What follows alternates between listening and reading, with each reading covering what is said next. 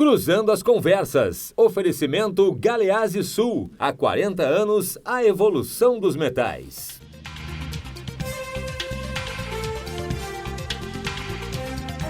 Boa noite, eu sou Guilherme Macalossi, está começando aqui na RDC TV mais uma edição do Cruzando as Conversas, o seu programa de debates e análises noturnas, sempre logo após o Dois Toques.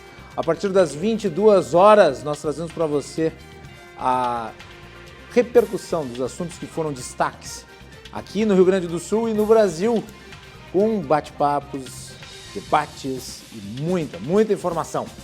Nos acompanhe através dos canais 24 e 524 da NET e também pelas redes sociais. A RDC TV está presente no Facebook, no YouTube, no Twitter e no Instagram. E você é convidado para comentar, compartilhar e curtir o nosso programa através das mais variadas redes. É só procurar @RDCTV digital e também tem o WhatsApp que está aparecendo na sua tela. Não deixe de mandar a sua mensagem, a sua participação é muito importante. Na edição de hoje do nosso programa, nós temos a entrevista com o prefeito Guilherme Pazin, que é de um dos municípios mais turísticos e proeminentes do interior do Rio Grande do Sul, Bento Gonçalves.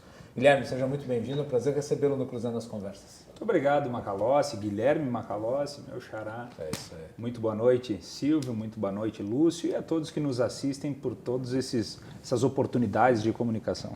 Muito bem. Guilherme Pazin vai falar um pouco sobre o desenvolvimento de Bento Gonçalves, a questão relativa ao vinho, que agora está ganhando muita força, né? Recentemente foram assinados aí diversos acordos e compromissos e ações que certamente potencializarão essa grande e importante parte da nossa economia, principalmente ali da região da Serra Gaúcha. Para entrevistá-lo, eu convidei dois jornalistas que estão aqui na mesa comigo. Meu colega aqui na RDC TV, Silvio Lopes, que também participa do programa Atividade, e também o Lúcio Vaz, que é editor da revista Em Evidência. Está aqui a revista, inclusive, vou mostrar aqui se o Beto conseguir pegar. Está aqui, ó. Aliás, o prefeito Pazin vai ser a capa da próxima edição, né? Posso antecipar? Claro, Guilherme. Posso antecipar, Claro, Lúcio? Então, pode. esse aqui é o modelo da capa da próxima revista. Tá aí, então, vejam só, o prefeito Pazin em destaque. Maior do que o governador, hein, Pazin? Tá podendo, hein? É isso aí, então. Só uma questão de perspectiva, somente isso. Muito bem. Então nós temos aí os nossos convidados. Lembrando que você pode mandar sua mensagem pelo WhatsApp 999-339-894. Está na sua tela. Não deixe de participar. Sua participação através de mensagem, comentário é muito importante para nós. Prefeito Pazin, vamos começar falando sobre a questão relativa ao vinho. Esteve recentemente com figuras do governo federal e há um approach muito grande aí para ampliar o comércio nesta área. O que o nosso telespectador pode esperar em relação a isso e como gera impacto em Bento Gonçalves e na região da Serra Gaúcha? Bom, Macalossi, de forma inicial, então, Bento Gonçalves, a capital brasileira do vinho, a Serra Gaúcha é a maior região produtora deste produto no nosso país. E conseguimos colocar o nosso vinho de forma muito especial e um plano de comparação com todas as maiores regiões produtoras do mundo. Porém, o vinho no Brasil é um produto quase que insignificante na questão tributária. Isso a gente tem que deixar muito claro e justifica-se, então, por isso, o fato de os governos não olharem ao vinho como vinho um produto sob o aspecto econômico, um setor da nossa economia. E aí nós temos mais de 20, 30 anos de sabores a partir de tributação, de legislações, de amparo e também de carinho. Nós conseguimos, então, um trabalho de conscientização a partir do setor produtivo para que o Estado retirasse a substituição tributária. E aqui eu peço licença aos canais da RDC para agradecer ao governo do Estado, o governador Eduardo Leite, que retirou a substituição tributária do vinho gaúcho, então, devolvendo um pouco de competitividade neste cenário que não é um cenário favorável ao produto local. Vejam, a cada 10 vinhos abertos no Brasil hoje, 9 são importados. Apenas um deles é brasileiro. É justamente isso, esse percentual gritante. Estivemos este final de semana, desde sexta-feira, com o secretário Rui Irigaray, com o deputado federal e presidente da Comissão de Relações Internacionais da Câmara dos Deputados, deputado Eduardo Bolsonaro, e também o presidente do BNDES, Gustavo Montezano, buscando alternativas para que o vinho nacional, sob o aspecto então de interpretação tributária federal, tenha algumas condições de nos colocar em competitividade frente a agora o nosso novo desafio / oportunidade, que é o acordo bilateral da União Europeia com o Mercosul, onde vinhos de cerca de 80 centavos de euro entrarão no Brasil para competir com os nossos produtos. E a gente precisa entender que o vinho europeu, tal e qual o vinho da América Latina, excetuado o Brasil, possuem subsídios, seja no setor primário, na industrialização, na exportação, e não é o nosso caso, né? O vinho brasileiro ele é sobretaxado. Então, buscando alternativas, criando possibilidades de fundo para desonerar ou criar créditos presumidos, principalmente na questão do IPI, fazendo com que o nosso produto ele não tenha regalia alguma, mas tenha competitividade frente ao produto internacional que entrará aqui no nosso país. Prefeito, o que significará para o produtor de vinho essa retirada da substituição tributária? O que isso significa para o município? Bom, para o município significa uma potencialização na condição de investimento dos nossos industriais, levando em consideração que a substituição tributária é o adiantamento de toda a tributação da cadeia. Toda a cadeia do tributo ela é antecipada pelo industrial. Ele não precisa ter vendido o produto, mas antecipa a receita que deveria ter e nem sempre vai obter lá dentro. Nem sempre volta, tem uma questão de inadimplência, tem uma questão de o vendedor final, a ponta final da cadeia fazer promoção, o valor a ser tributado em cima de um preço que ele é pré-concebido, né, um preço referência. Que nem sempre é do mercado. Nem sempre é do mercado, mas o mais difícil de tudo é que, a partir do momento da descapitalização do nosso empreendedor, isto é, tu tens que antecipar toda a tributação para depois vender isso, tu fatura em 30, 45, 60 dias, o nosso industrial passou a não ter mais recurso em caixa, passou a ficar descapitalizado e passou a buscar a zero, passou a buscar recurso no mercado. Então, esse recurso se tornou caro demais e a nossa indústria estava estagnada, ao ponto de enxergarmos industriais de toda a região produtora, não apenas de Bento Gonçalves, mas optando por não produzir porque não tinham mais recurso para antecipar o recurso da cadeia. Então é o Estado matando o próprio Estado. Fazendo com isso, então, o nosso produto vai ficar mais barato, o recurso ele tinha se tornado caro, a gente vai conseguir, segundo dados do Ibravin, inclusive, da Uvibra principalmente, da União de Vinhos do Brasil, reduzir o preço final de 8% a 15%. Bom, prefeito, quero agradecer o convite do Guilherme, né? Nós estamos aqui, aproveitar a oportunidade da TV para divulgar o nosso trabalho. O Pazin está na capa da evidência porque ele assume a presidência da AMESNE. Para quem não sabe, os municípios eles se organizam de forma em associações, né? A FAMURS ela não é a Federação dos Municípios, é a Federação das Associações do município. O prefeito também já foi presidente do CISGA. Eu gostaria de saber primeiro do senhor como o senhor vê essa forma de organização de associações e o que o senhor pretende, frente à MESNE, desenvolver para a região da Serra Gaúcha. Bom, a condição de organização de municípios frente a entidades ou grupos regionais é uma condição que os municípios têm de somar esforços e somar, então, discursos, porque os problemas são muito semelhantes. O município pequeno, o município médio, o município grande, ele difere da proporção, da escala. O restante, eles são os mesmos problemas, as mesmas angústias, os mesmos gargalos. Juntos, nós temos possibilidades muito maiores de fazer o nosso trabalho chegar ao seu objetivo, superar as nossas demandas e gargalos e atingir o benefício da nossa população, que é o real objetivo de cada prefeito, cada líder municipal. Nossos objetivos frente à MESNE, para quem não conhece, a MESNE é uma sigla que compõe a Associação dos Municípios da Encosta Superior do Nordeste do Estado do Rio Grande do Sul. É a Serra Gaúcha, não a Serra das Hortênsias, a Serra Gaúcha.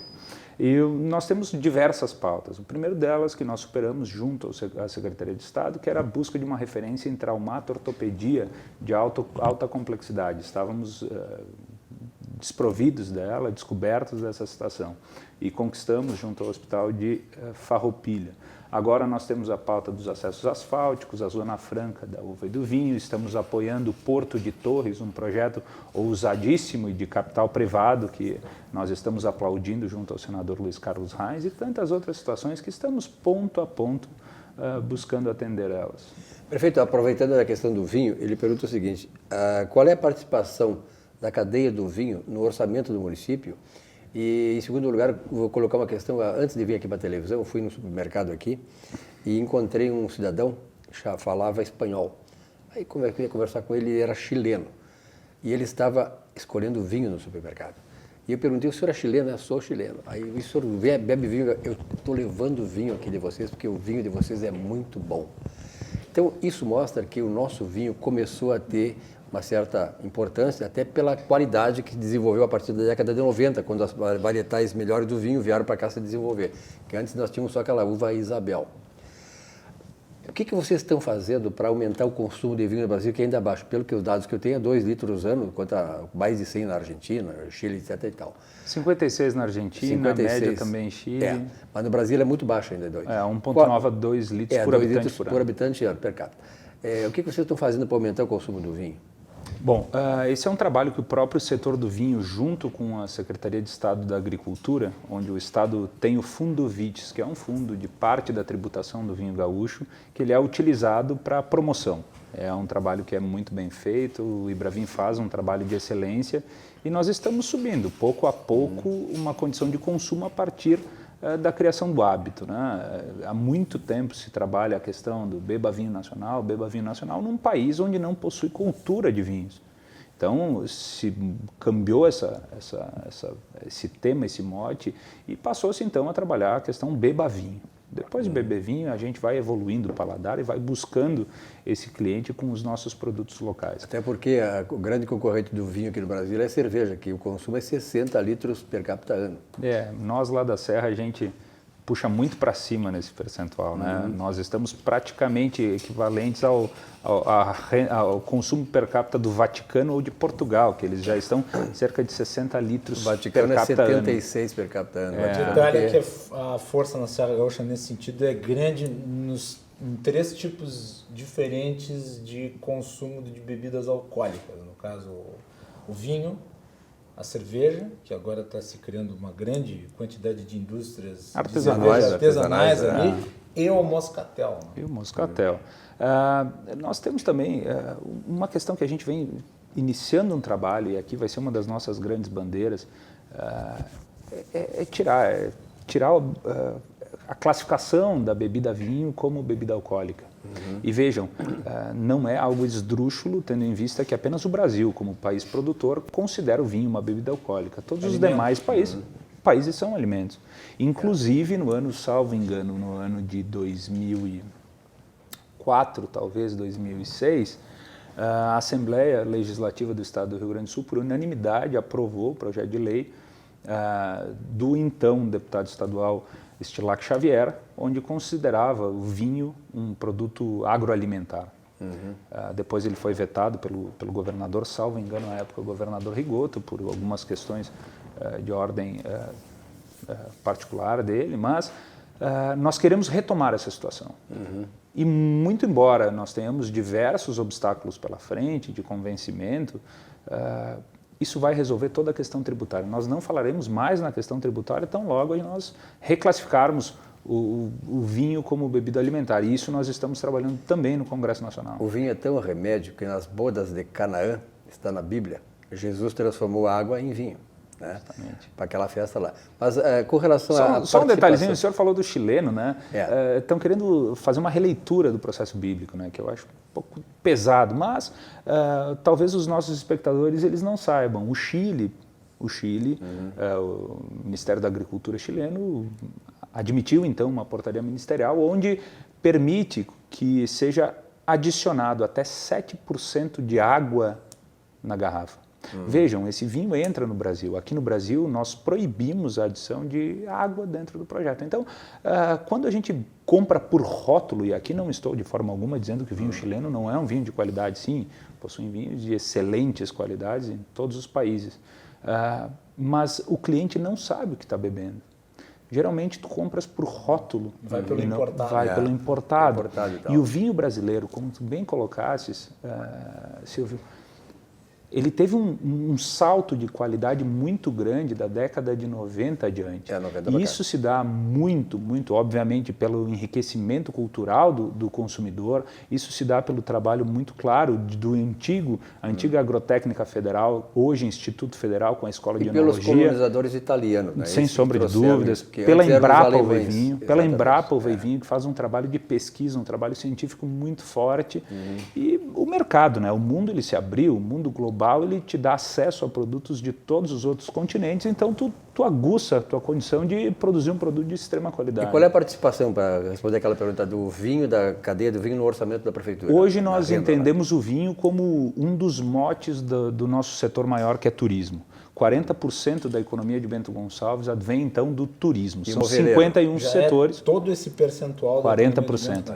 E isso envolve indústria do vinho. Uma cadeia cidade toda, que né? tem uma grande diversificação de serviços. 50% é móvel, né? O nosso polo moveleiro de valor agregado, e 40% envolve todo o grande setor do turismo, que dentro dele, sim, tem a indústria do vinho, tem o próprio turismo com os hotéis, toda a gastronomia, todo o comércio, mas 40% da economia vem Eu tive disso. um grande padrinho, eu só bebo vinho hoje há 30 anos, um grande padrinho que tu conheces, tu é amigo dele certamente, que é de Bento Gonçalves, ele era presidente da Aurora, grande empresa, né, hoje mundialmente conhecida, que é o José Alberiti Filho. Um grande abraço, ele deve estar nos assistindo, né? Saudade do José Alberiti, e ele que me fez apreciar o vinho, gostar de vinho, fiz muitos cursos de vinho depois, e o vinho realmente é uma bebida dos deuses.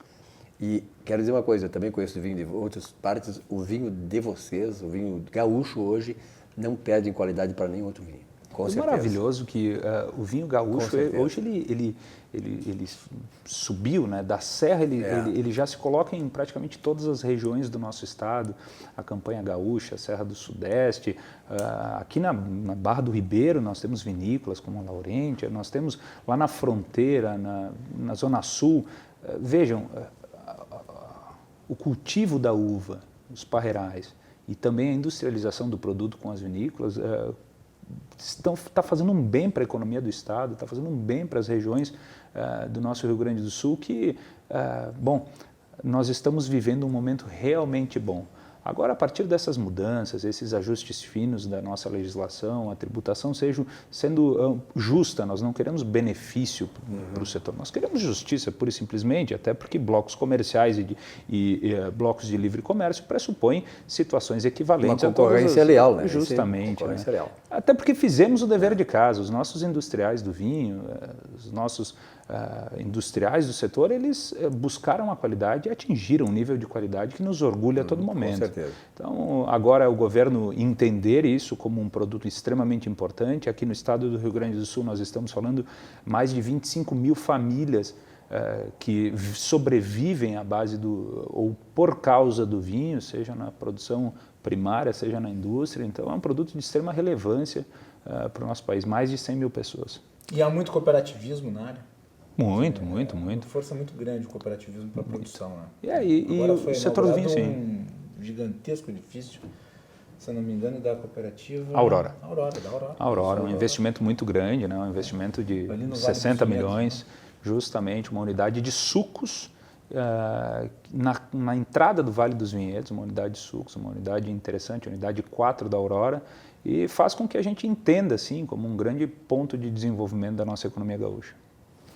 Prefeito, outra coisa, nessa edição que o senhor está participando, nós entrevistamos o governador Eduardo Leite, né? Então, ficou bem claro que a situação do Estado é complicada, né? Muito comprometimento com a dívida e com a folha. As prefeituras têm avançado em algumas questões sociais, como na rede de ensino fundamental, né? Nessa edição que nós fizemos, Guilherme, a gente pegou todos os municípios da Serra lá e é incrível os níveis, né? Pinto Bandeira é o município que mais investe dinheiro em educação, Fagundes Varela tem a 3ª melhor escola. Nesse sentido, assim, o senhor acha que é uma tendência dos municípios entrar nesse vácuo que o Estado está deixando até por forças, né, sobre as condições dele?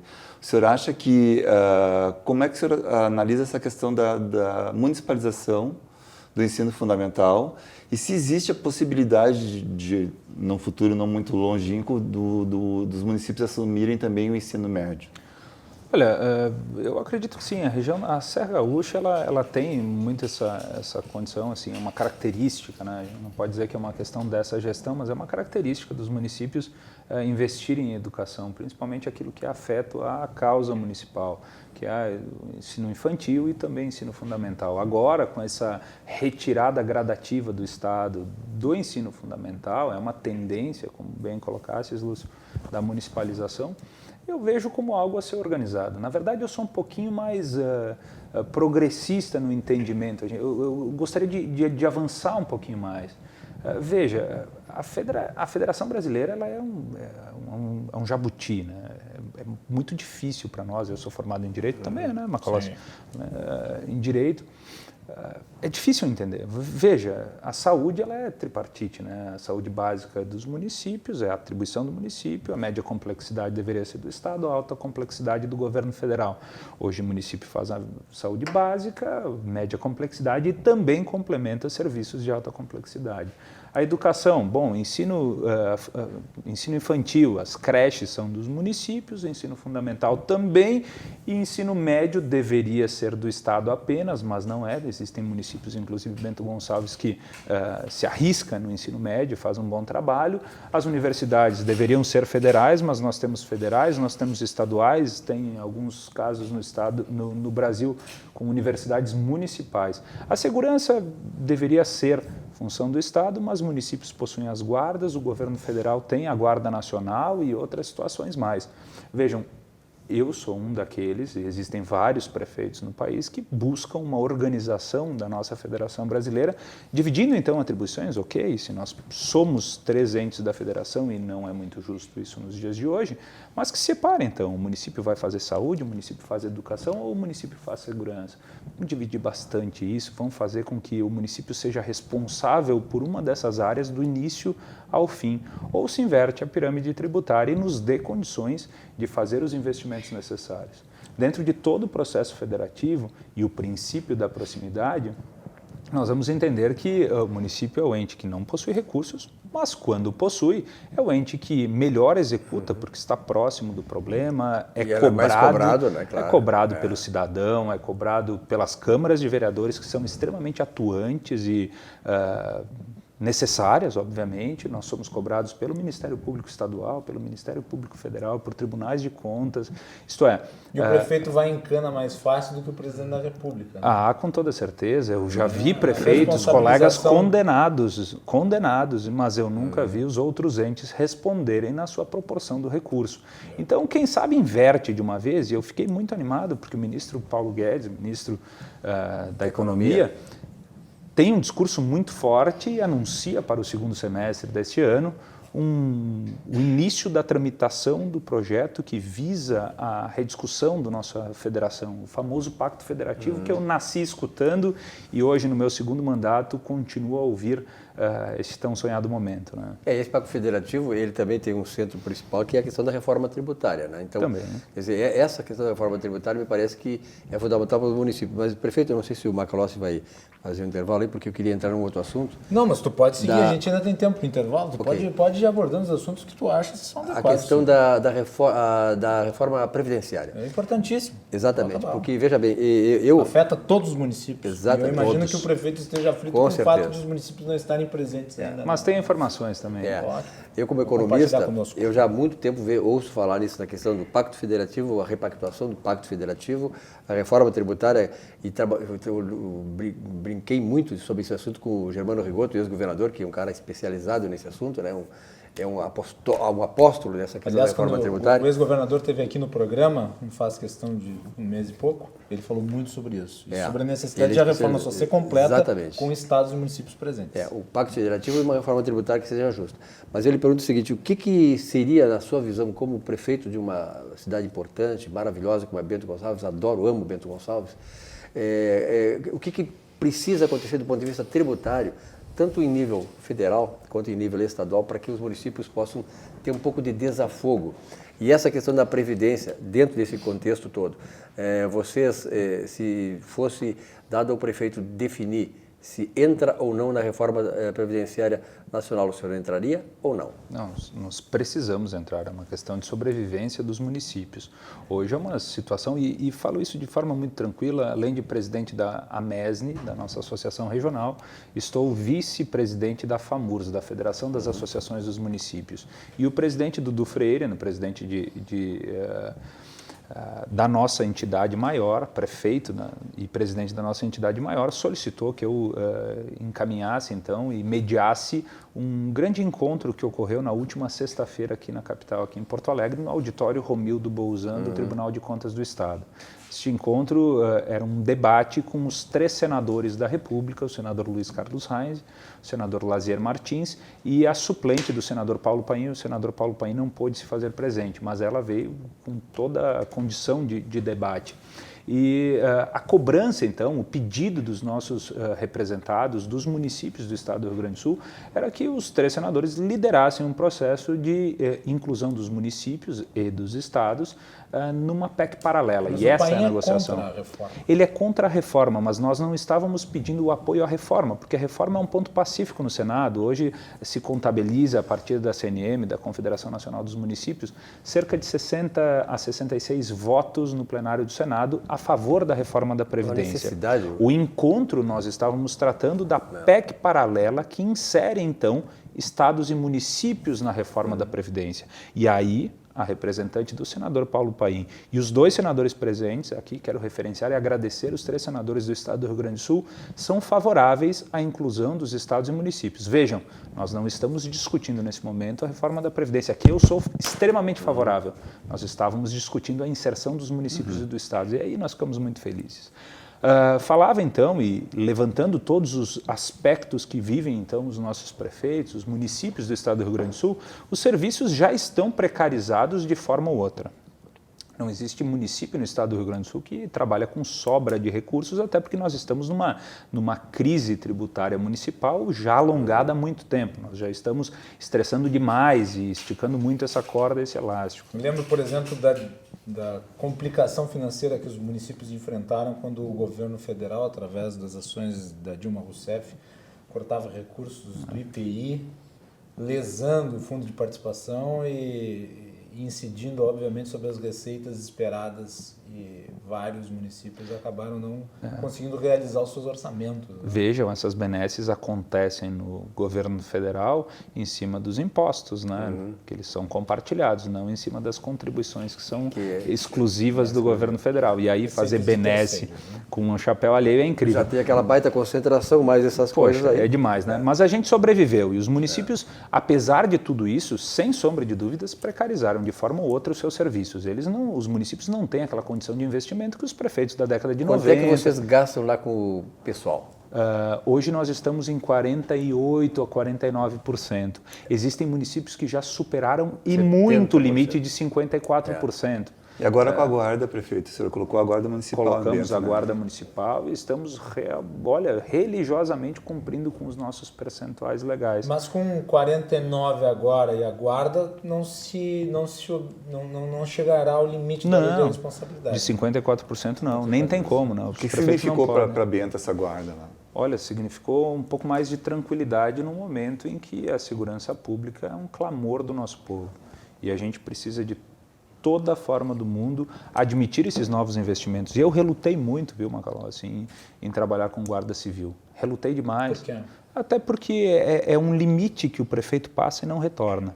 É um investimento que tu não tens. Nós tínhamos investimento em Concepro, alocávamos recursos para policiamento comunitário, comprávamos viaturas, comprávamos armas e coletes para os policiais militares, comprávamos e criamos um parque de vídeo monitoramento com sistemas extremamente modernos e que não existem. Duvido que existe de forma muito comum por aí. Mas a Guarda Civil era um passo que a gente não tinha esperado. Isso é um exemplo, né, para a gente como os municípios vão ter que se tornar mais atuantes, né? Visto essa falência, parece assim que é das instituições, isso, do Estado, essa dificuldade, tem que né? ser mais protagonista. Né? O Eduardo falou assim, está tudo comprometido, né? E mesmo com a venda das estações, exatamente, mesmo com as vendas agora que vão acontecer. O que importa é a vida do nosso contribuinte. O cidadão também já não aguenta mais essa conversa de não é minha responsabilidade. Mas quem chora só um, né? Mesmo que constitucionalmente não seja, tu acaba tendo que dar algum tipo de prestação de contas em relação a determinadas áreas. Porque depois, né, o contribuinte vai no seu ouvido, não no ouvido do governador. E o que importa é a vida do nosso cidadão, Com certeza. Não adianta. É nesse sentido, e a gente avançou e realmente está muito bem. Um mês de Guarda Civil, nós estamos muito satisfeitos, mas sabe, Silvio, eu falava que os municípios estavam com serviços precarizados de forma ou outra. Se os municípios não entrarem na reforma da Previdência juntamente aos estados, mas deixa os estados de lá, os estados já passaram desse ponto, mas se os municípios não entrarem, nós estamos falando de uma possibilidade, sim, de vários casos de atraso de pagamento de salários. Colapso total. Colapso total. E quando o município colapsar, não só isso, atraso dos salários, mas sobretudo a suspensão de serviços, né? Claro que sim. Porque chega no momento que tu não tem dinheiro para pagar o fornecedor de água, o fornecedor daquilo está ali, tem que cortar serviço. E quem aí realmente executa serviço, é o município. Lógico, eu estou falando a título global, generalizado, a título de tese. Não é o caso da Prefeitura de Bento Gonçalves. Nós sabemos que nós temos uma outra realidade, porém, é a situação. Ou os municípios e os estados são adicionados, são inseridos dentro da reforma previdenciária, ou nós, obviamente, não teremos condições, e seria até esdrúxulo, sob o ponto de vista nacional, enxergarmos mais de 5.000 reformas previdenciárias no país. Nós não temos capacidade técnica, não existe oportunidade ou lastro político para fazer. Lembrando que no ano que vem nós temos eleições municipais. Seria redundante rediscutir o assunto que foi debatido no Congresso Nacional por meses a fio, nas Assembleias Legislativas e nas câmaras municipais. Véspera de eleição ainda, né? Com a possibilidade disso não se concretizar em aprovação em grande parte. Na grande maioria dos casos. E vejam, redundante, esdrúxulo, mas... O governador aqui do estado do Rio Grande do Sul, Eduardo Leite, tem maioria na Assembleia para conseguir aprovar um texto dessa monta. Mas o governador de Minas Gerais, que vive uma situação tão complicada quanto, mas não tem essa segurança. E vai saber qual é a situação política de cada um dos municípios que teriam que também aprovar. É uma complicação muito grande e tu perderia também a unidade da questão relativa ao sistema previdenciário. Claro. Porque, vale para determinado município, mas no outro município não vale. E quem é o garantidor das previdências? Mas quem é o garantidor das previdências tanto do Estado quanto dos municípios? É o próprio Ministério da Previdência. Então, o colapso das demais partes da instituição, dos demais entes da instituição, eles onerariam, então, a União de qualquer forma. Isso, e aqui deixo muito claro e ressalvo a grande maioria dos parlamentares do Estado do Rio Grande do Sul, dos deputados federais do Estado do Rio Grande do Sul, não foi o intento deles. Nós estivemos lá em Brasília conversando com um a um, mas de forma muito clara, governadores do norte, deputados do norte e do nordeste não permitiriam a aprovação da inserção de estados e municípios no texto da reforma previdenciária na Câmara dos Deputados. Então, quero aqui isentar os nossos deputados federais, porque eles trabalharam com muito afinco. E aí o senhor coloca numa questão, que é outra, que eu gostaria de ver a sua opinião, não só da questão do pacto federativo, mas da reforma política, né? Nós vemos estados do Nordeste que têm mais deputados, muita mais força em relação à representatividade deles. Então isso aí já há muito tempo vem sendo falado, mas é um assunto que vem sendo postergado governo para governo. Eu gostaria de saber se o senhor tem essa esperança de que nós possamos, além do Pacto Federativo do ponto de vista financeiro e tributário, possamos chegar também numa reforma política que traga um pouco mais de justiça, quer dizer, cada ente da federação, cada estado, cada polo tenha a sua representação proporcionalmente à sua importância. Seria o nosso grande objetivo como cidadãos brasileiros, né, enxergar essas reformas que elas não são simples, elas são agres, né, elas são pesadas, pesadíssimas. Lógico, mas o Brasil, me parece que as coisas mais simples foram sendo resolvidas aos poucos. Hoje, o que sobrou, a pauta que sobrou, que restou, são pautas pesadas, que exigem debate, que exigem conflito, sair da zona de conforto e realmente assumir posições. Bom, as eleições do ano passado nos mostraram que quem não assume posição vai ficando para trás. O povo está pedindo, está clamando por representantes, líderes com posições muito claras. Então, a reforma política, me parece que no momento em que nós estamos, ela pode ficar um pouquinho adiante, talvez aí para o primeiro semestre do ano que vem, algo assim que não contamine a eleição de 2020, mas hoje é Previdência e é tributária. Essas são as pautas do momento. Outra coisa que eu acho outra coisa que eu acho muito importante, sim, tu falaste desse governo, né? Falaste do Paulo Guedes, né? Eu vejo que está acontecendo uma mudança na política muito em prol das redes sociais. A maneira como a velocidade do processo eleitoral, a forma, esses novos rostos que estão aparecendo, né? Não dá para aproveitar esse momento e tratar dessas pautas tão antigas e tão importantes. Por exemplo, muitas pessoas não sabem dessa desigualdade, né, no Pacto Federativo, na distribuição do bolo. A cidade é o único ente real, né? A cidade, o Estado e a nação são entes abstratos, né? A cidade é real, poste sem luz lá, buraco na rua, isso é real, fila no posto. Isso é real, isso. Aliás, Lúcio, teve uma vez que o ex-presidente Dilma Rousseff tentou explicar isso para o público e fracassou miseravelmente. Aí que ela Mas é tão simples, né? Mas então, e o município ele recebe a menor fatia e sempre por último e quando recebe, né? Eu acredito sinceramente que se sanássemos só essa questão, mais da metade dos nossos problemas seriam resolvidos, né? Os prefeitos recebem pouco, para quem não sabe, e são os últimos a receber, para que fiquem presos a um sistema de ter que ir lá passar o pires, pedir emenda. Não é a hora de aproveitar esse momento que o eleitor está ficando mais esperto por causa das redes sociais. Hoje cada um de nós é um canal. Não é a hora, até pela abertura do Guedes, a gente teve na marcha dos prefeitos se mobilizarem, divulgarem isso para grande. Como é que o senhor vê isso? Sabe, isso está acontecendo, nós estamos muito próximos da CNM, com o nosso gaúcho, presidente da Confederação Nacional de Municípios, Vladimir Aroldi. A FAMURS está muito próximo. Estamos trabalhando com o governo federal nesse sentido, mas tudo depende, primeiro, da reforma da Previdência, então faz o ajuste das contas, a margem de 10 anos de equilíbrio dos processos, porque senão é muita conta para pouca receita, quer dizer, é muita receita, mas muita conta ainda, muita despesa. Depois a reforma tributária, que é parte integrante desse pacto federativo, parte principal de tudo isso.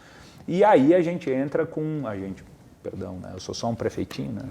Mas o país passa, então, a discutir essa inversão da pirâmide tributária. Mas precisa passar pelo princípio da unificação de tributos, da redistribuição e reorganização tributária, a simplificação com a MP 881, que foi maravilhosa, relatada pelo gaúcho Jerônimo Guerra, nós temos, inclusive, protocolado já na Câmara de Vereadores. Isso vai fazer com que a economia deslanche, que o nosso empreendedor consiga fazer de forma tranquila o seu processo de investimento e, consequentemente, a geração de emprego, transferência de riquezas. Isso é um passo. E o senhor acredita, prefeito, antes de nós irmos para o intervalo e encerrando essa etapa de discussão sobre a reforma da Previdência, porque temos também outros assuntos relativos a Bento Gonçalves, mas o senhor acredita que a reforma da Previdência passa com celeridade no Senado? Passa sim. O senhor tem de informação lá do Brasil? Não, passa sim. Tem votos já contados, existe um trabalho sendo feito. Passo seguinte, então, aprovada a reforma da Previdência, será protocolada, então, com compromisso do presidente do Senado, Davi Alcolumbre, a PEC paralela, né, de inserção de estados e municípios e Distrito Federal. Depois disso, abre uma comissão especial lá na Câmara dos Deputados. Já existe acordo também de relatoria lá na Câmara dos Deputados, tramita lá e nós esperamos no menor tempo possível, isto é, no início do primeiro semestre de 2020, que municípios e estados sejam inseridos. Muito bem. Nós vamos fazer um intervalo e no retorno nós temos mais. Estamos conversando hoje com o prefeito de Bento Gonçalves, o meu xará, Guilherme Pazin. Já retornamos.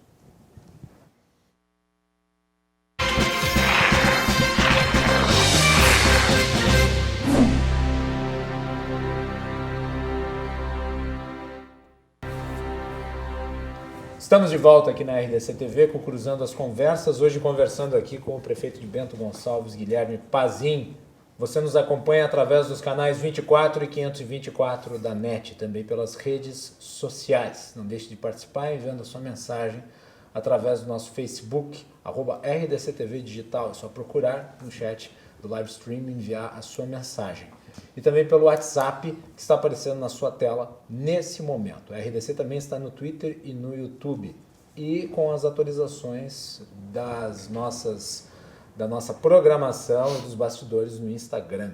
em todos os canais, em todas as redes sociais, @RDCTV Digital. Aqui comigo na bancada, entrevistando o prefeito Pazinho, temos o Silvio Lopes, que é também jornalista, economista, escritor, né? Colega na RDC no programa. Principalmente teu colega e amigo. E amigo, principalmente. Né? E também o Lúcio Vaz, que é o editor da Em Evidência, revista que tem um foco aí muito forte na questão dos municípios. Prefeito, ao primeiro bloco o Lúcio lhe perguntou sobre as guardas municipais. O senhor adotou, ainda que tenha sido convencido disso. E um dos grandes problemas do país, uma das polêmicas mais recentes enfrentadas em nível nacional, foi a questão relativa a presídios. O Brasil tem um déficit de presídios muito grande e a estruturação do sistema penitenciário brasileiro é de lamentável para baixo. Né? Só pegar os dados do FUNPEN, que é o Fundo Penitenciário, e a maior parte do orçamento relativo à área acaba sendo contingenciado e não é devidamente pago. Se eu não me engano, em 2019, os recursos totalizam 350 milhões. O total é pouco. Tem que distribuir entre todo mundo e tal, faz o parcelamento crediário, né? Não dá nada.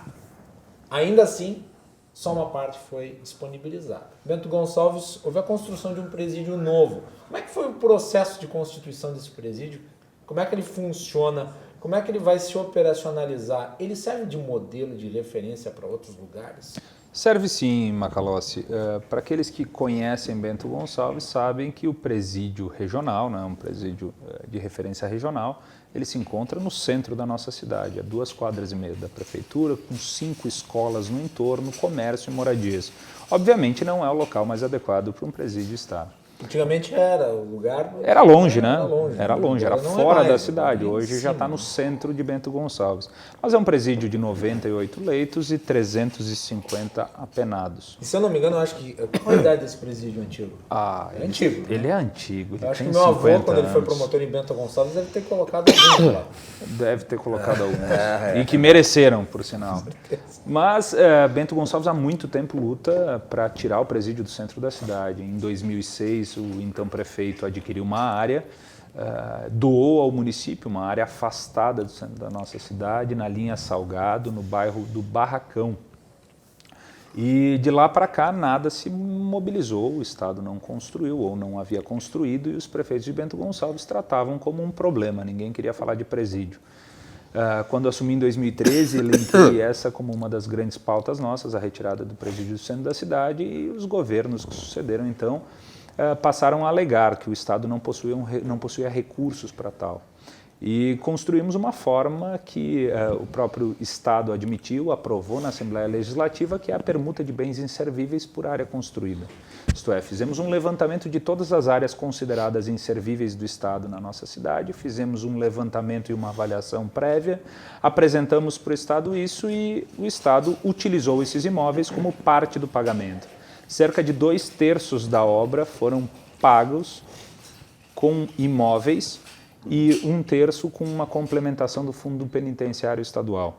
Hoje o presídio está prestes a ser inaugurado pelo governo do Estado. Nós retiraremos então os apenados do centro da cidade, alocaremos um novo presídio, um presídio de 420 vagas e 30 vagas operacionais e de reserva, então são 450 vagas.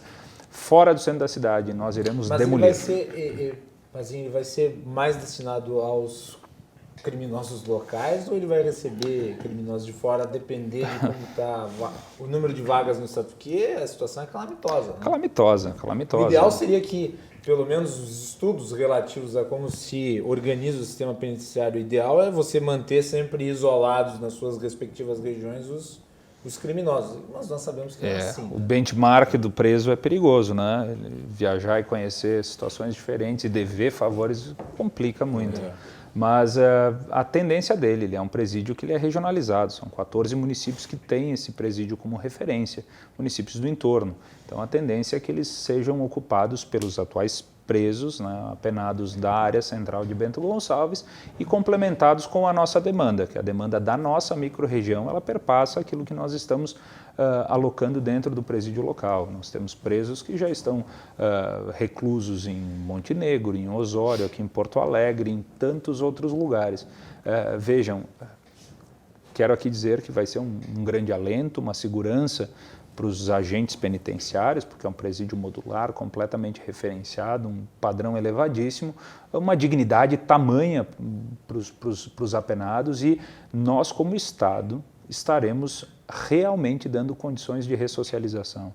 Vai ter escola em cada uma das duas alas, vai ter oficina de trabalho em cada uma das duas alas, e aí nós não vamos também fazer realmente a nossa parte. A gente não pode mais sustentar aquele discurso que o preso tem que ser simplesmente afastado da sociedade, em estado degradante. Não, peraí. Vamos tentar ressocializar eles, vamos ensinar eles, vamos dar ofício para eles. Inclusive a Prefeitura de Bento é piloto num programa onde 17 apenados prestam serviços para a Prefeitura Municipal. Nós pagamos o valor de acordo com um convênio junto ao Estado, e eles fazem serviço de roçada, de capina, de pintura de meios fios, e para nós está sendo muito bom mesmo. Para eles, sobretudo, fantástico. É melhor ainda, né? E olha, tem muitos deles que nós estamos buscando o emprego deles, porque a partir do cumprimento da pena, eles estão realmente dando dignidade para a sua própria vida e para a sua família. Então a gente está fazendo o nosso papel de ressocializar. É uma tendência, Canoas tem esse programa também. Essa semana saiu, o Busar está desenvolvendo também. Mas, de qualquer modo, só um apontamento sobre isso. Eu já tratei disso aqui num programa recente com o Bruno Carpes, que é promotor e é um grande especialista na área, filho do nosso querido Cassiá Carpes. Ele é um dos maiores meu colega partidário, por sinal. Um dos maiores entendedores da questão penitenciária no Brasil é o Bruno. Ele esteve aqui no programa. Aliás, eu recomendo quem está nos assistindo que acompanhe no Facebook da RDC, tem lá o programa na íntegra. Ele mencionava sobre essa questão da importância de você ter presídios bem estruturados, né? A situação do presídio não pode ser parte da pena. Nós sabemos isso. Né? E você imaginar que o preso, numa condição insalubre, vai estar ali cumprindo uma parte daquilo que lhe foi prescrito como punição do Estado é bobo, porque os criminosos não ressocializáveis, e nós sabemos que existem muitos, gostam dos presídios nas péssimas condições. Eles controlam, né? Eles controlam. Outra questão da segurança. A gente sabe do trabalho do vice-governador, né, do Ranolfo. Nós acompanhamos lá em Canoas já, quando ele praticamente acabou com a taxa de homicídios. Aqui no estado está acontecendo algo semelhante também, né? Os homicídios baixaram. No primeiro boletim, agora os números foram bem positivos. Na verdade, foi no Brasil inteiro. No Brasil inteiro, foram, né? 23 praças, redução na faixa de 20%. No Rio Grande do Sul houve uma redução muito grande. Em Porto Alegre, se não me engano, em 2019, o início do ano foi de 44%. Isso muito se deve à inteligência. Eu não estou sorrindo aqui porque, no nosso caso, não é isso que está acontecendo. Apesar dos esforços do delegado Ranolfo, como secretário de Segurança e vice-governador, nós estamos passando por um momento muito delicado lá na nossa cidade e na região, a partir de busca de pontos de vendas de drogas. Mas é uma questão pontual. Todos os nossos indicadores reduziram, alguns reduziram a zero, por um trabalho muito bom da Brigada Militar, um trabalho muito bom da Polícia Civil, que estão realizando lá na nossa região e também na nossa cidade de Bento Gonçalves. E a gente espera, realmente, com esse trabalho sério que o Estado vem fazendo, e é um trabalho que já vem de sequência, né? A guarda vai poder ser útil nessa questão? Já é. Foi uma das coisas que te levou a... Lógico. A minha guarda, ela, de forma alguma, ela vai se prestar a ser vigia de prédio público ou de praça. Mas ela tem limitações, né, prefeito? Nenhuma. Depois de 2014, ela faz polícia ostensiva, ela é armada. A nossa, ela é um programa piloto, ela foi treinada pela Brigada Militar, um convênio com o governo do Estado a partir de um programa do ex-secretário César Schirmer. Então, ela está na rua fazendo operação lado a lado com a Brigada Militar. E isso está nos devolvendo uma sensação de segurança. Sensação de segurança é uma coisa muito subjetiva, né? Mas a gente trata mais importante. Prefeito, uma coisa correlacionada a isso. Nós sabemos que no Brasil o nível de desemprego é muito elevado, cerca de 13%, uma coisa dessa, né? Da força de trabalho. Como é que Bento Gonçalves está trabalhando nessa questão? Porque tem muito a ver com a criminalidade, né? Sobretudo na questão dos jovens. Os jovens entre 14 e 29 anos são os que mais morrem hoje, sobretudo pelo envolvimento que eles têm com as drogas. Não tem emprego, então eles são sediciados pelo crime e pelo narcotráfico. Como é que vocês estão tratando? Como é que está o nível de desemprego lá, a oferta de emprego? Sabe, Silvio, esse não é um produto nosso, né? Ele não é um caso que nós estamos vivendo. Os nossos jovens, nós fizemos um investimento gigantesco em contraturno escolar, incentivo esportes, reforço escolar. Nós tiramos os nossos jovens da rua e esse vai ser um grande legado que a gente vai deixar aí para o nosso município. A nossa questão é outra, é pontual, é faccional. E não vamos tentar também levantar muito a bola, não é facção não, é grupinho organizado que incomoda bastante, eu não vou dar muita moral. Não vou dar muita bola, porque muitas vezes eles se enchem de orgulho a partir disso e não tem motivo para se orgulhar.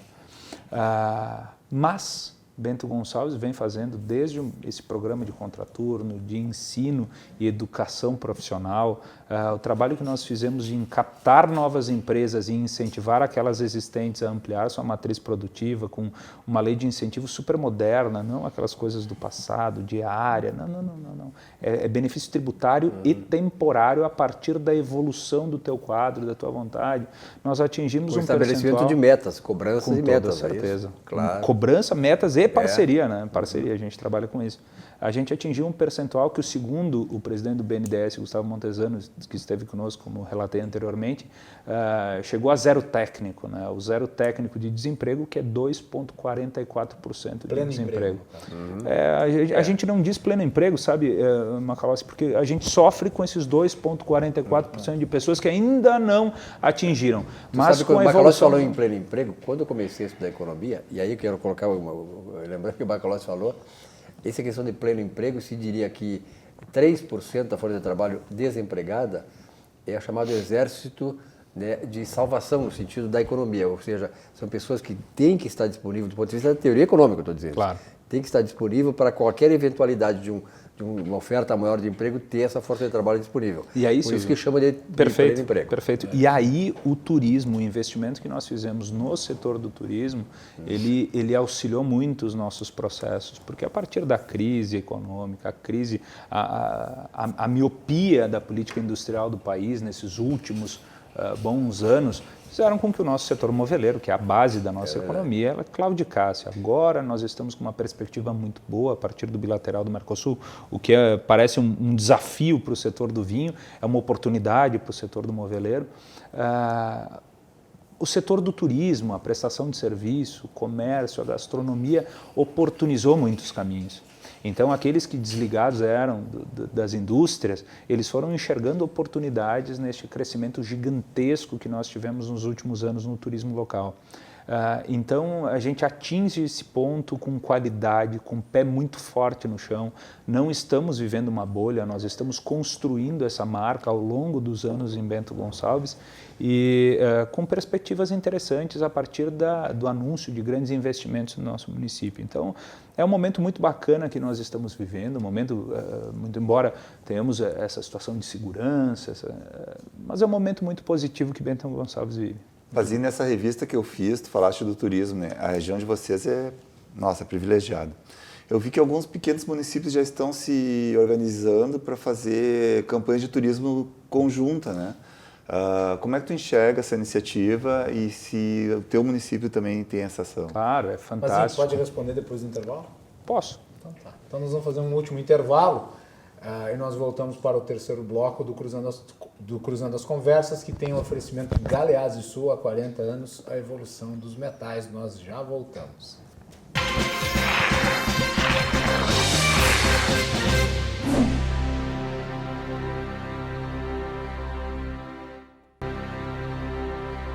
Estamos de volta com o Cruzando as Conversas aqui na RDC TV. Cruzando as Conversas, um oferecimento de Galeazzi Sul, há 40 anos, a evolução dos metais. Nosso entrevistado de hoje é o prefeito de Bento Gonçalves, Guilherme Pazin. Muito bem. Eu vou pedir para que o Lúcio repita a pergunta que fez ao fim do primeiro bloco. Com e certeza. aí continuamos o programa. Lúcio. Bom, o senhor estava falando do turismo, né? Nós sabemos que a região do senhor, a região que o senhor preside, da MESD, é uma região privilegiada, né? E nós, produzindo essa revista para a MESD, descobrimos que os municípios se organizam em blocos para trazer o turista, já às vezes o município é muito pequeno e as belezas naturais são em comum. Como o senhor analisa essa iniciativa e de que forma a Bento está atuando nessa cidade? Eu acho incrível, né? Uma inovação da condição municipalista de promoção do seu destino. Os municípios se aglutinando, trabalhando de forma cooperada e primando então para o turismo como setor econômico. O turismo deixando muito claro, o turismo ele é cultura e lazer para o visitante, para aquele que recebe é negócio, tem que ser negócio, tem que ser profissional. Bento Gonçalves tem em suas atribuições, por ser um município indutor do turismo, segundo o Ministério do Turismo, a atribuição de fazer essa divulgação dos seus parceiros e a promoção regional dos destinos na nossa MESNE. Vejam, um caso muito específico, nós estamos hoje como Bento Gonçalves, então como Destino Bento Gonçalves, uva e vinho, nós estamos divulgando o Natal Luz. Daí vocês vão falar, o telespectador vai falar, mas como assim Bento divulgando Gramado, se Gramado é muito maior que Bento? Lógico, mas nós estamos divulgando então pacotes para turistas virem a Bento Gonçalves, se deslocarem ao Natal Luz, retornarem ao nosso município. Até porque é próximo. Né? É muito próximo para uma condição de turismo mundial. Essa distância de 1h30, 2 horas que nós temos em toda a nossa região turística da Serra é muito pequena. Mas o que nós estamos fazendo é promovendo o entorno. Turismo é algo que ele é tão apaixonante que faz com que tu torça pelo teu vizinho. E se teu vizinho prosperar, você prospera junto. Isso é a maior característica da regionalização. O turismo ele é incrível para o nosso desenvolvimento econômico. Agora, deixa eu só fazer uma pergunta nesse sentido, e tem tudo a ver com o turismo. Infraestrutura. A infraestrutura é fundamental para o turismo. Natural. Agora, uma das regiões, que é a região da Serra Gaúcha, que é uma das regiões mais ricas do Brasil, que tem os melhores índices de DH, também é uma das regiões mais empobrecidas em relação à questão relativa à infraestrutura de acesso. Né? Isso atrapalha o desenvolvimento econômico e isso gera prejuízos à vida humana. A quantidade de pessoas que morrem na região da Serra Gaúcha em virtude de acidentes é muito grande. E daí fica até triste, porque você tem uma região com tantas belezas, você tem Gramado, você tem Canela, você tem Nova Petrópolis, você tem Bento Gonçalves, você tem Farroupilha, você tem Flores da Cunha, tem Caxias do Sul, Garibaldi, Carlos Barbosa, isso, tem uma porção de cidades. Monte Belo do Sul, cidade pouco falada, perto de Bento Gonçalves. Que é Pinto Bandeira. Pinto Bandeira, Veranópolis, maravilhoso, a região toda. Mas as vias de acesso são lamentáveis. Para subir a serra é rota lunar, assim, em cima de buraco. Entre Farroupilha e Bento Gonçalves é um dos trajetos mais perigosos que se tem no estado do Rio Grande do Sul. Há muito tempo se pretende uma ampliação, uma duplicação da pista. Entre Farroupilha e Garibaldi também é terrível, ali realmente para louco. Né?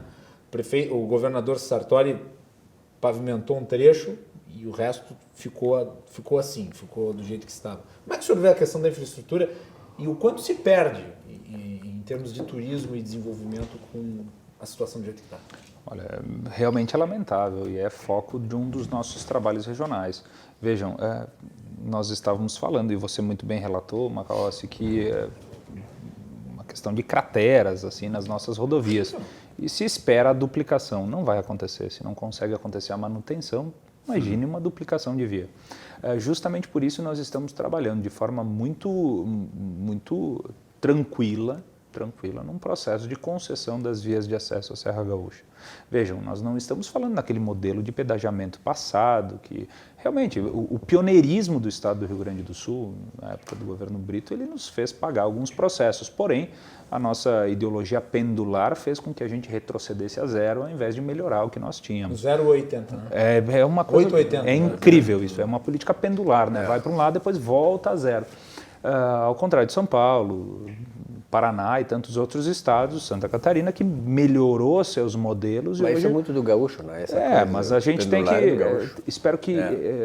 vamos deixar no tempo passado, né? Que tenha sido do gaúcho. Nós queremos avançar os processos. E o governo do estado está fazendo um trabalho muito bacana nisso, né? Reconhecer os feitos do passado, melhorar, avançar, fazer um governo de evolução, como bem diz o governador. Mas nós estamos com o senador Luiz Carlos Reins trabalhando num projeto de concessão das vias de acesso que engloba 446, que engloba 453, engloba 122 e algumas outras estradas. Para quem não está familiarizado com as siglas e os números das estradas, é o triângulo de acesso, é aquela que sai de São Vendelino e vai para Farroupilha e Caxias, a São Vendelino vai para Carlos Barbosa, Garibaldi e Bento, e de Bento até Farroupilha. Aliás, hoje é um acidente terrível entre Farroupilha e São Vendelino, que é na área não concessionada. Eu sei que a concessão ali de um pedágio comunitário, mas é um pedágio. É um pedágio. A área onde não tem, dá acidentes, tem problemas gravíssimos e mais um acidente. Eu quase não vim para o programa hoje por causa do acidente. Mas tem 2 jornalistas aí, eles iam te substituir, Macalossi.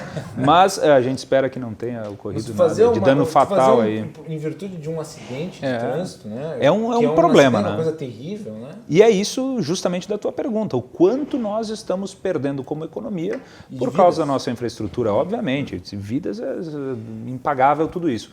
Mas nós estamos trabalhando essa situação de concessão de forma muito equilibrada, das concessões muito razoáveis, para que a gente tenha aí uma via de acesso interessante e a gente tenha a segurança. De forma justa, a gente tem que primar pelo desenvolvimento da nossa região. Prefeito, fazer um contraponto aqui, que é uma questão assim, histórica. Por exemplo, eu ia muito a Bento Gonçalves, adoro, como disse, Bento Gonçalves, e adorava ir a Bento Gonçalves ver jogo do meu Grêmio contra o Esportivo.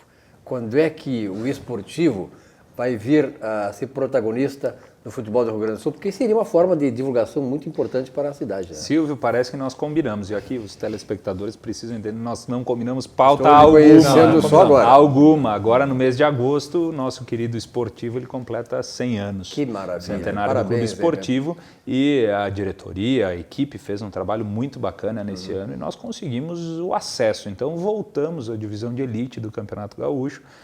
No próximo ano de 2020, nós estaremos aí dando um bafo forte aí no Inter, no Grêmio, no Caxias, no Juventude. Forte na dupla Grenal. O Esportivo sempre teve grandes equipes. Adoro o time do Esportivo, que realmente marcou muito época aqui no Rio Grande do Sul. E um detalhe que é interessante a gente colocar agora, nós estamos num estádio novo, né? Desde 2004, poxa, olha só, desde 2004 a gente considera novo ainda, porque o Estádio da Montanha, o antigo Estádio da Montanha, ele já foi tradicional, né? Na cultura aí. Serve para jogos de rugby. Rugby, um time fantástico do nosso Farrapos. Verdade. Mas fui lá já assistir incrível. Poxa, incrível. Tem uma tradição muito legal. Campeonato campeão nacional, incrível. Deca campeão gaúcho, Farrapos Rugby. Mas do esportivo que comentava anteriormente, nós estamos fazendo um trabalho de infraestrutura muito interessante. O estádio é no lado oposto da 470, então a nossa comunidade precisa atravessar uma rodovia perigosa, que é a BR-470.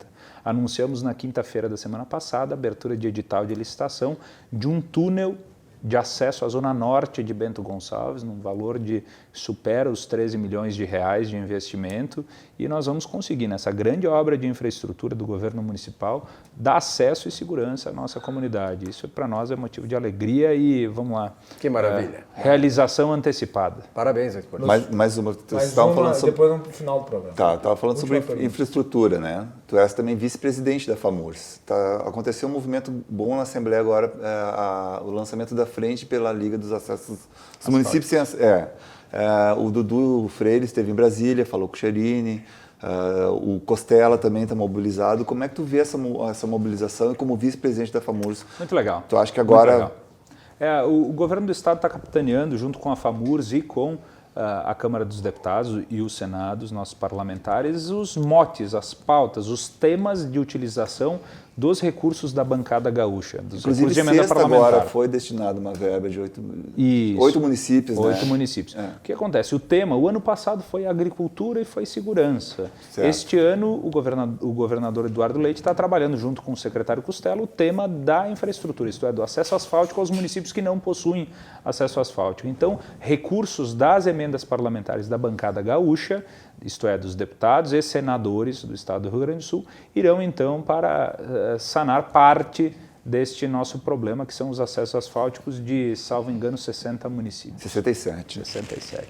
É uma grande evolução. É uma grande evolução, um grande projeto.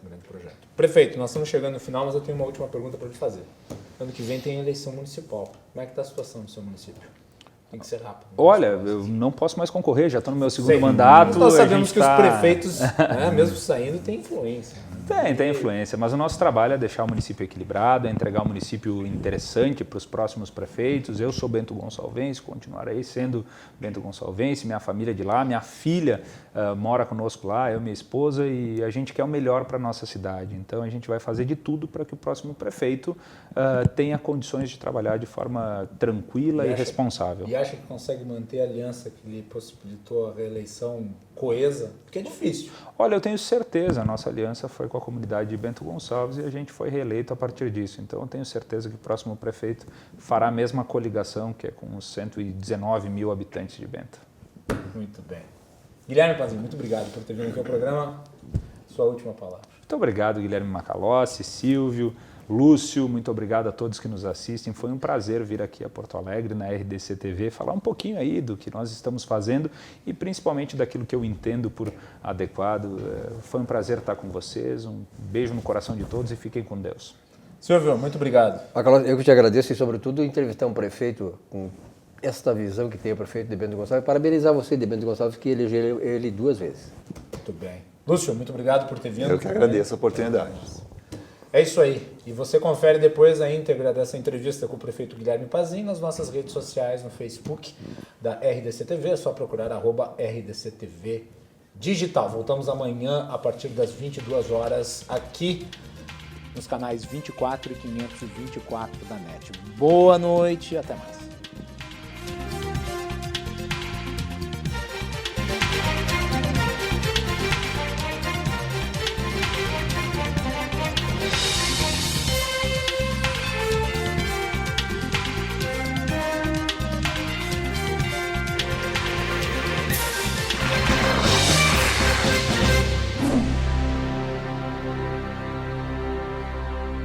Cruzando as Conversas. Oferecimento Galeazzi Sul. Há 40 anos, a evolução dos metais.